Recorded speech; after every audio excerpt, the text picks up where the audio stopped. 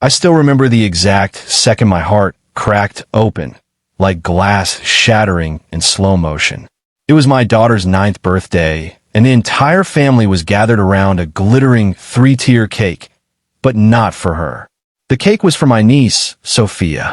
Towering pink buttercream, edible pearls, a custom sugar sculpture of the Eiffel Tower because my sister Elena had just announced, mid-song, that they were taking Sophia to Paris for her 11th. Everyone cheered. Phones flashed. My mom wiped a proud tear. My dad clapped like he'd won the lottery. And there, at the edge of the table, my little girl Lily sat with her hands folded in her lap, staring at a plain paper plate with one dry brownie from the grocery store tray. No candid. No name written in icing. Nothing. I felt it rise in my chest. This hot, quiet fury I'd spent years swallowing. My phone buzzed against my thigh. A text from Elena.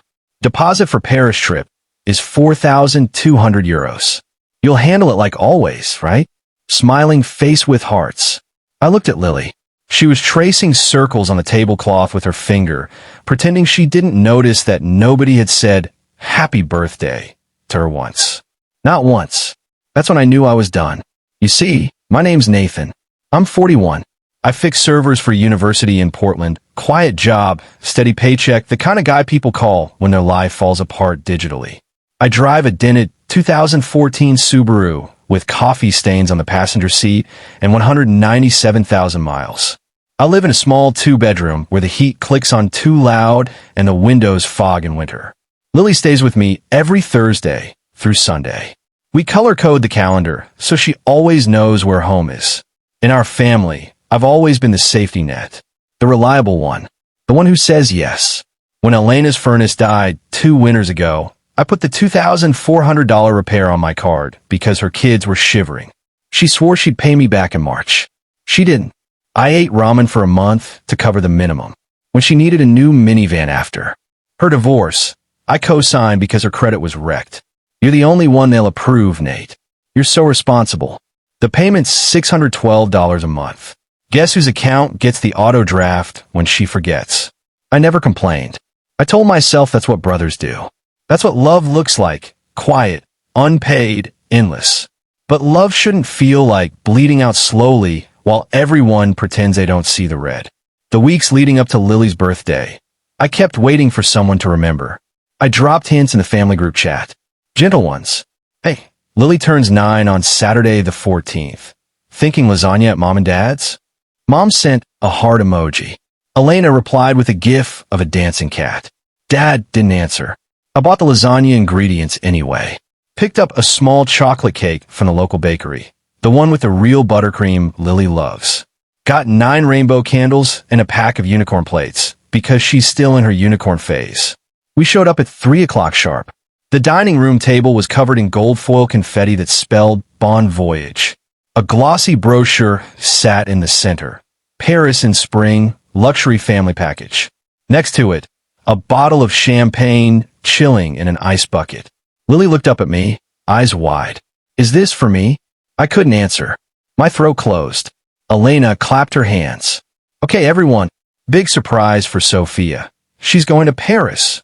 She held up her phone, recording. Say it with me.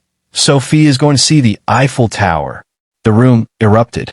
Sophia squealed and hugged Elena. Mom started crying happy tears. Dad toasted with orange juice because he doesn't drink anymore. And Lily just slipped her hand into mine under the table and squeezed once, like she was comforting me. That's when Elena sent the text. For 1,200 euros. You'll handle it like always, right? I stared at the numbers until they blurred. Then I reached into my jacket pocket and pulled out the thick cream envelope I'd been carrying for days. I set it in the middle of the table, right on top of the Paris brochure. Elena Lauzet. What's this? A birthday card for Soph. I smiled, the kind that doesn't reach the eyes. Open it. She did. The room went quiet enough to hear the ice melting in the bucket. Inside were printed pages. First, the cosigner removal form from the credit union. Notarized. Dated. Already processed. The minivan lease ends next month. They'll need a new qualified signer. Second, bank statements highlighting every missed payment Elena had made me cover. Third, screenshots of the unauthorized save of my card on the travel agency's portal, dated 3 years ago, when I'd paid for her last girl's trip. Fourth, my formal revocation letter to the agency, sent certified mail, receipt attached. And last, confirmation emails from all 3 credit bureaus. Account frozen. No new inquiries. No new cards. No new anything in my name. Elena's face drained of color. You can't do this. I already did. Mom gasped. Nathan, this is Sophia's moment. It's Lily's birthday. The words came out flat. Steady. Dad cleared his throat. Son, let's talk privately. No. I looked around the table, at every face that had taken and taken and taken. We're talking now. Elena's voice rose.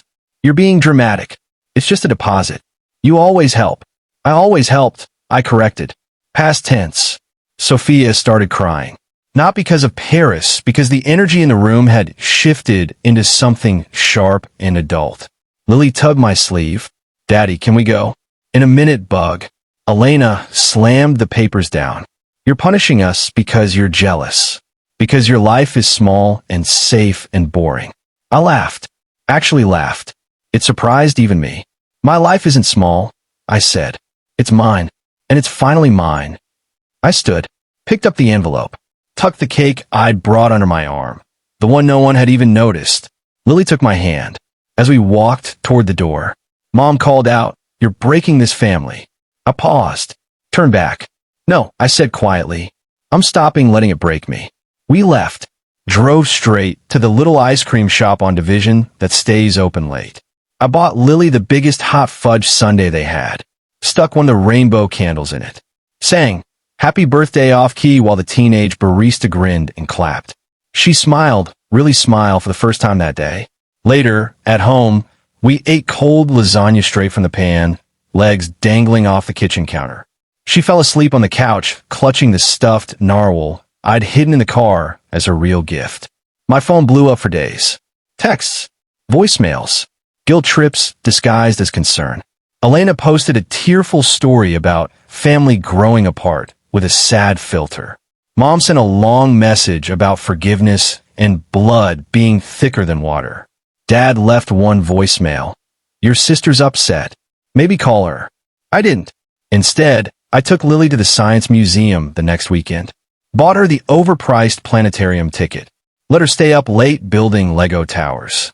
And for the first time in years, my bank account didn't flinch when I swiped my card. Peace isn't loud. It's just quiet. The kind of quiet where no one's asking for the next favor. Where your kid's birthday is about her, and only her. Where you finally stop carrying everyone else's weight and realize your own legs work just fine.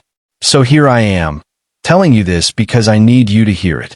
If you're the steady one, if you're the one who always says yes, if you're watching your own kid shrink so someone else can shine, stop, draw the line, hand them the envelope, walk out, because the moment you do, you'll feel it, the weight lifting, and you'll wonder why you ever let them put it on you in the first place. Tell me something. If this were you, if it were your child sitting invisible at that table, would you have stayed quiet one more time? Or would you have finally said enough?